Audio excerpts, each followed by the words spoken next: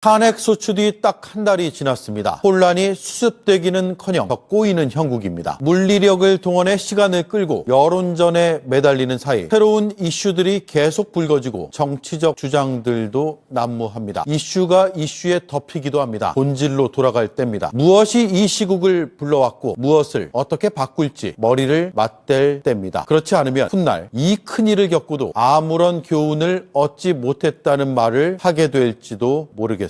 결국 헌법재판소가 분노했습니다.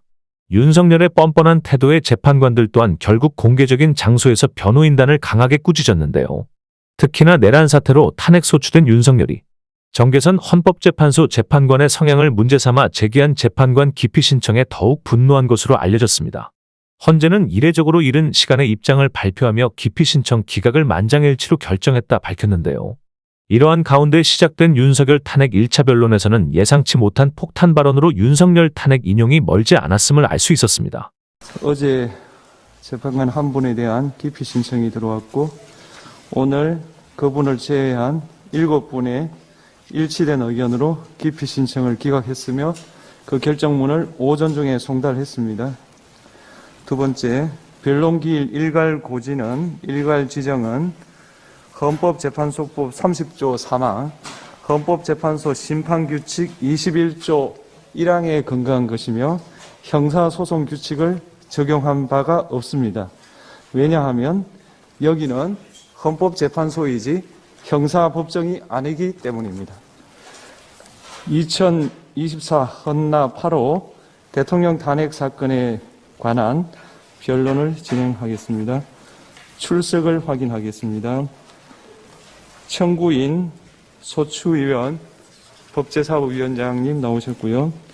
대리인으로 김희수 변호사님, 송두환 변호사님, 그다음 법무법인 LKB N파트너스 이광범, 장순욱, 김현권, 성관정 변호사님 네 분 나오셨죠. 법무법인 20의 김선유 변호사님, 법무법인 시민의 김남준 변호사님, 법무법인 도시의 이금규 변호사님, 법무법인의 클라스 한결 박혁, 이원재, 권영빈, 김진환 변호사님, 네, 그 다음에 김정민 변호사님, 네, 피청구인 본인은 안 나오셨죠. 그 다음에 대리인으로 배보윤 변호사님, 그 다음에 도태우 변호사님, 그 다음에 법무법인 청령의 윤갑근 변호사님. 예. 오늘은 피청구인이 출석하지 아니하였으므로 헌법재판소법 52조 아예 한 분 청구인 대리인으로 황영민 변호사님 예 나오셨죠. 헌법재판소법 52조 1항에 따라 변론을 진행하지 않겠습니다. 다음 변론 기일은 이미 지정 고지한 바대로 2025년 1월 16일 오후 2시로 지정함을 확인하고 다음 변론 기일에 당사자들이 출석하지 않더라도 헌법재판소법 52조 2항에 따라 변론 절차가 진행될 것임을 알려드립니다. 이상입니다.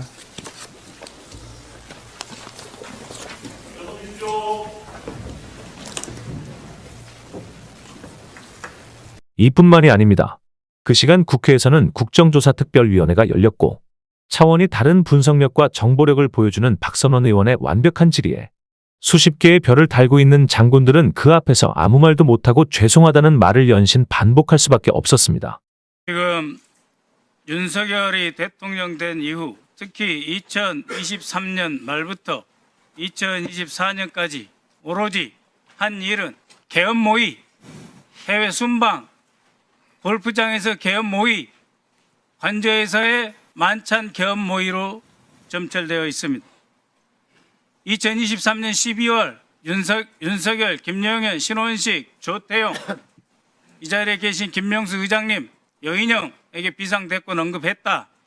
2024년 3월부터 4월까지 다시 삼청동 안가에서 신원식, 조태용, 여인영, 김영현에게 비상대권을 언급했으며 이때 이미 일본 신문에서 보도된 바와 같이 외교 참모들에게 술자리에서 자주 계엄 언급을 했죠. 그렇게 해서 5월, 6월, 7월, 8월 계속됩니다. 그 다음 화면 보십시오. 9월, 10월, 11월, 12월 윤석열은 국회를 해산하고 짓밟고 비상입법 대책기구를 설치해서 국회의원들을 비온 벙커로 보내고 필요시 U3 벙커로 가두고 선관위의 조작된 진술서를 받아서 더 이상 대한민국을 선거 없는 나라로 만들고 대법관 그리고 현직 판사까지 구속, 체포해서 사법부를 마비시켰어. 입법, 사법, 선관위 전체를 뒤집어엎고 영구 집권을 꾀했습니다. 자, 다음 화면 한번 봐주십시오. 계엄 모의를 위해서 2024년 2월 23일 이진우 소방사령관, 곽종근 특전사령관 방첩사 방문하셨죠? 24년 3월 20일 이상민 장관 방첩사 방문했습니다. 더욱이 3월 22일 그러니까 여인영 방첩사령관, 신원식, 김영현 등과 만찬한 직전에 윤석열은 31년 만에 처음으로 방첩사를 방문했습니다. 그리고 한 달 뒤도 안 된 시기에 국군 방첩사령부령을 개정해서 사이버 및 대테러 활동을 지원토록 업무 범위를 확장시킵니다. 6월 10일 문상호 정보사령관 또 방첩사 방문합니다. 방첩사령부가 쿠데타와 반란의 본거지 아지트가 된 것이죠. 박한수 육군참모총장 6월 13일 방문하셨죠. 강호필 합참차장 7월 12일 방문하셨죠. 그리고 김용현이 국방부 장관으로 됩니다. 존경하는 국방차관님, 직무대행님, 그리고 합참의장님께 여쭙니다. 저희가 계엄령 경고를 했고 계엄하지 말라고 부탁을 드렸습니다. 단 한 분이라도 차관님과 합참의장께서는 계엄 가능성에 대해서 예하 사령관들에게 특히 지작사령관, 방첩사령관, 특전사령관, 수방사령관에 대해서 한 번이라도 경고하신 적 있습니까? 경고하신 적 있으십니까? 계엄 그 자체에 대해서 가정해 본 적이 없었습니다. 그래서 경고하신 적도 없고 체크도 안 하셨죠? 예. 정경환 합참의장님 마찬가지시죠? 예, 저희들 합참에서도 그때 말씀하신 거에 대해서 귀담아 들을 필요는 있었지만 못 들었습니다. 그리고 참모들하고 이게 가능한 거냐? 아마 들을 필요 있는데 못 들었다는 게 무슨 말씀이세요? 참모들이 할 때 이거는 불가능하다. 그래서 점검도 안 하셨죠? 있습니다. 예, 그런데 제가 굉장히 양가적인 감정을 갖고 있어요. 합참의장님께. 그 어려운 시기에 계엄에 전폭적으로 동참하지 않고 그래도 국방 의무를 지키기 위해서 차관과 함께 노력해 주시고 아직도 저는 지작사령관 강호필 대장에게 존경심을 포기하지 않고 있습니다. 지금 이 엄중한 시기에 세 분이 대한민국 안보를 지키셔야 되기 때문이죠. 그럼에도 불구하고 정경환 합참의장님, 원래 계엄사령부 국방부 건물 5층에 설치하기로 되어 있습니다. 그런데 집통실로 밀고 내려왔어요. 합참의장, 그때 결심실의 의자의 주인공은 합참의장입니다. 그렇지 않습니까? 집통실, 결심지원실의 주인은 합참의장이죠. 어느 순간이라도 적이 공격하면 바로 격퇴시켜서 대한민국을 지켜셔야 할 합참의장의 자리, 그날 장관과 쿠데타 세력에게 빼앗기셨죠. 그러면서 10시 40분에 전군 경계태세를 내려야 하는 그런 비극적인 결정을 하셨죠. 그러셨죠? 장관에게 지휘통제실, 결심지원실의 의장 자리 뺏기셨죠? 대답 왜 안 하십니까? 말씀을 하시면 말씀드리겠습니다. 그 부분은 조금 설명이 필요하기 때문에 다 듣고 말씀. 그러면은 제 질문 끝나고 다시 답변해 주십시오. 곽종근 사령관. 예. 아까 정경환 합참의장이 뭐 북풍 이용하지 않는다 그런 말씀하셨는데 북한의 서울에 북한 테러 부대가 침투할 가능성이 있고 매우 심각하다. 국방장관이 직접 지시한다. 이런 말씀을 애하 부대에 하신 적 있죠? 그리고 여인영 방첩사령관은 11월부터 북한 오물 풍선이 심각하다. 통신 대기하라. 계속해서 지시를 했습니다.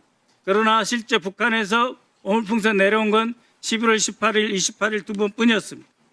이진우 사령관, 11월 9일 국방장관 등 윤석열과 함께 2층 공간에서 국방장관 공간에서 남침이 우려된다 라고 해서 다 쿠데타 계획한 거예요. 그런데 어제 있은 국회 정보위에서 조태영 국정원장은 일체 대남 도발 흔적 없었다 이렇게 말씀하셨어요. 존경하는 합참의장님, 이번 쿠데타의 핵심 세력이었던 방첩사령관, 특전사령관, 수방사령관이 모두 북한의 위협과 도발 가능성을 거론하고 있는 것이 바로 이 공소장이 다 나와 있어요. 합참의장은 그때 대남 도발 기미 없다고 보셨잖아요. 차관 직무, 장관 직무대행도 없다고 보셨잖아요. 그래서 저희가 문제 제기하는 것입니다. 합참의장, 그럼에도 불구하고 민주당이 무슨 괴담입니까? 이렇게 해서 부대를 동원해서 내란을 일으킨 거 아닙니까? 그렇게 해서 선관위까지 사법부까지 입법부까지 다 짓밟고 영구 집권하려고 하는데 우리 군이 이용당했어요. 그것에 대해서 정의로운 분노감도 없습니까? 합참의장이? 권력권자로서 우리 군이 이렇게 악용돼도 되는 겁니까? 한 말씀 해보십시오. 예, 진심으로 안타깝고 이 자리에 군복 입은 장군님들이 계시면 안 되는 여기 국회 국방위원회 자리지 않습니까? 국방위원회도 몇 번 말씀드렸지 않습니까? 그럼에도 불구하고 의장께서 이 자리에 앉아서 이 공소장의 버젓이 북한을 위협을 이용해서 어물풍선 11월 달에 18, 28을 딱 끊어놨는데 그럼까지 다 이용해서 비상대응을 준비하고 있는데 의장은 하나도 몰랐다고 그래요. 그래놓고 그것을 지적하는 야당에 대해서 국민들에게 제대로 된 사과 한마디 안 하고 뒤에 계신 장군님들께 의장으로서 단 한 번 미안한 생각 가지셨어요? 자, 이제 마무리해 주시고요. 네. 의장 신상발언 하세요. 예, 합참의장님. 예, 말씀드리겠습니다. 먼저 비상계엄에 대해서는 군을 대표해서 사죄드린다고 말씀드렸습니다. 사죄드립니다. 제가 군서일 1위로서 비상계엄을 사전에 알고 그런 것을 알고 제가 차단했다면은 제가 어떤 지금 지났지만은 그는 차단하는 게 제 임무라고 생각합니다. 하지만 못한 것에 대해서는 죄송스럽게 생각합니다. 그리고 지금 오늘 발표하신 존경하는 박선원 의원님께서 말씀을 하셨을 때 저희들도 참모들과 이게 가능성이 있는 거냐? 불가능합니다. 합참에서 동조하고 들어가지 않기 때문에 운영이 안 됩니다. 사실은 뭐 그렇게 해서 변명을 하는 것이 뭐 좀 창피스럽지만 그런 사정은 있었습니다. 그리고 오늘 발표하실 때 12월 22일 파워포인트도 잠깐 띄워주시기 바랍니다.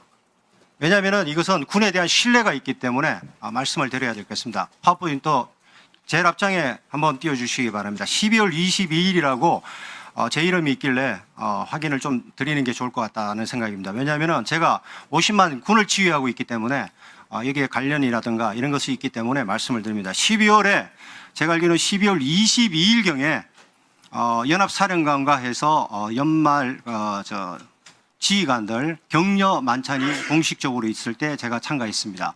12월에 어떤 행사도 참가한 적이 없다는 걸 언론을 통해서 말씀드렸습니다. 그래서 12월에 제일 앞장에 펴주시기 바랍니다. 12월에 저게 제 이름이 있길래 왜 있는지는 모르겠지만은 나중 시간이 되시면은 의원님께서 설명해 주시면은 답변 드리겠습니다. 저는 22일 날 연합사령관을 포함해서 유엔사 부사령관 공식 부부 동참 만찬에 참가한 기억밖에 없다는 걸 말씀드립니다. 네. 그리고 지통실의 운영은 기본적으로 작전 사항이 되거나 했을 때는 장관이 내려와서 같이 앉아서 지휘하도록 되어 있고 결심 지원실은 특별한 회의가 있을 때 사용한다. 뭐 구체적인 얘기는 말씀 안 드리겠습니다.